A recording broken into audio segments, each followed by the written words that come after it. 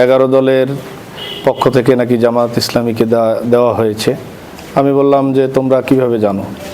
বললো জামাত ইসলামের কর্মী ভাইয়েরা বিভিন্ন জায়গায় বিভিন্ন এলাকায় এটা প্রচার করতেছে যে বরিশাল 1 আসন থেকে জামাত ইসলামীকে 11 দলের পক্ষ থেকে মনোনয়ন দেওয়া হয়েছে। অথচ আপনার মিডিয়ার ভাইরা এবং সারা বাংলাদেশের মানুষ জানে এটা সম্পূর্ণ মিথ্যা কথা। কারণ ইসলামী আন্দোলন বাংলাদেশ, বাংলাদেশ জামাত ইসলামী, বাংলাদেশ খেলাফত মজলিস তারা কেন্দ্রীয়ভাবে এখন পর্যন্ত চূড়ান্ত ফয়সালায় বা সিদ্ধান্তে পৌঁছাতে পারেনি। আমি মোহাম্মদ রাসেল সর্দার মেহেদি, ইসলামী আন্দোলন বাংলাদেশ তথা পীর সাহেব চরমনাই মনোনীত বরিশাল 1 আসনের হাতপাখার এমপি পদপ্রার্থী। বরিশাল 1 আসনের বিশেষ করে গৌরনদী এবং আগলঝাড়ার বিভিন্ন এলাকার থেকে আমার কাছে কন্টিনিউ ফোন আসতেছে যে ভাই এখানে 11 দলের পক্ষ থেকে নাকি জামাত ইসলামীকে দেওয়া হয়েছে। আমি বললাম যে তোমরা কিভাবে জানো? বললো জামাত ইসলামের কর্মী ভাইয়েরা বিভিন্ন জায়গায় বিভিন্ন এলাকায় এটা প্রচার করতেছে যে বরিশাল 1 আসন থেকে জামাত ইসলামীকে 11 দলের পক্ষ থেকে মনোনয়ন দেওয়া হয়েছে।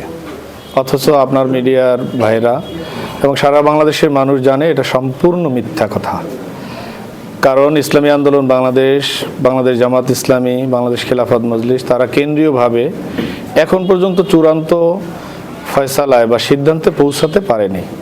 সুতরাং এইটা যদি কোনো দলের নেতাকর্মী প্রচার করে, আমি মনে করি এটা থেকে তাদের 100% বিরত হওয়া দরকার এবং যেখানে যেখানে তারা এই কথাগুলো বলছে সেখানে গিয়ে তাদের এটা তওবা করা উচিত বা নিষেধ করা উচিত যে আসলে আমরা এটা ভুল বলছি। কারণ আমরা পীর সাহেব চরমনাই বলছেন যে ইসলামের পক্ষে বাক্স হবে একটা। আপনারা জানেন বরিশাল 1 আসনে অন্য দলের কোনো ক্যান্ডিডেট এই 11 দলের মধ্য থেকে মনোনয়ন দাখিল করেনি, শুধু দাখিল করেছে বাংলাদেশ জামাত ইসলামী এবং ইসলামী আন্দোলন বাংলাদেশ হাতপাখা। সুতরাং আমাদের মধ্যে যদি সম্পর্কর অবনতি হয়, ঘাটতি হয়, সেটা আমি মনে করি আমাদের আগামী নির্বাচনের জন্য এটা ভালো ফল বয়ে আনবে না। সুতরাং ইসলামী আন্দোলনের নেতাকর্মীদেরকেও আমি অনুরোধ করব আপনারা এই মিথ্যা প্রচার থেকে বিরত থাকুন। বাংলাদেশ জামাত ইসলামীকেও আমি অনুরোধ করব আপনারা এই মিথ্যা প্রচার থেকে বিরত থাকুন।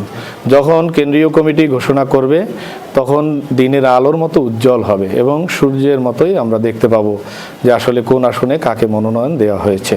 সুতরাং এই ধরনের কার্যকলাপ থেকে বিরত থাকবেন এবং আমি মনে করি যে এটা এক ধরনের ষড়যন্ত্র হতে পারে।